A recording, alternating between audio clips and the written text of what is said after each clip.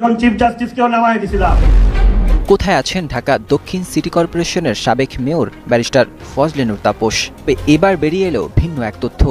জানা গেল কোথায় আছেন শেখ ফজলে নূর তাপস।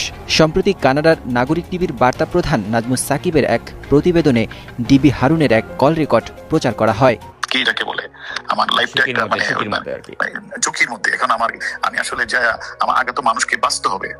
লাইফ এখন যেভাবে মানুষকে ধরে যেভাবে পিটানো, মারানো, ডিম মারা। প্রিয় দর্শক, আজকের এই ভিডিওটা কিন্তু খুবই গুরুত্বপূর্ণ, তাই না টেনে সম্পূর্ণ ভিডিওটা দেখে যাবেন। আজকে কিন্তু আপনাদেরকে গুরুত্বপূর্ণ একটা নিউজ দিতে চলেছে। ভিডিওটার কিছু অংশ আপনারা ইতিমধ্যে দেখে ফেলেছেন এবং বাকি অংশ কিন্তু আমি আপনাদের মাঝে তুলে ধরবো। আপনারা কিন্তু জানেন যে ঢাকার উত্তর সিটির মেয়র তাপস কিন্তু এখন ধরা পড়েছেন। ডিবি হারুন কিন্তু তার কল রেকর্ডে ফাঁস করে দিয়েছেন তিনি আসলে কোথায় আছেন। আপনারা এই ভিডিওটা দেখলেই কিন্তু বুঝতে পারবেন এবং ডিবি হারুনের এই কল রেকর্ডের কারণে কিন্তু ফেসে গেল প্রধানমন্ত্রী শেখ হাসিনা। আপনারা শেষ পর্যন্ত দেখলেই বুঝতে পারবেন।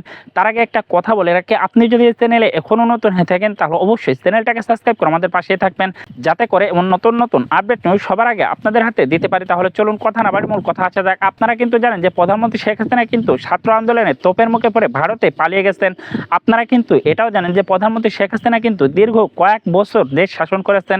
আপনারা যদি প্রধানমন্ত্রী শেখ হাসিনাকে আবারও ক্ষমতায় দেখতে চান তাহলে অবশ্যই কমেন্ট বক্সে জানিয়ে যাবেন। সাথে সাথে কিন্তু আপনারা এটাও জানিয়ে যাবেন যে নোবেলজয়ী ডক্টর মোহাম্মদ ইউনূস আরো 10 বছর ক্ষমতায় থাকবে কিনা। তো সবাই ভালো থাকবেন, সুস্থ থাকবেন। দেখা হচ্ছে পরবর্তী কোনো আপডেট নিউজ নিয়ে।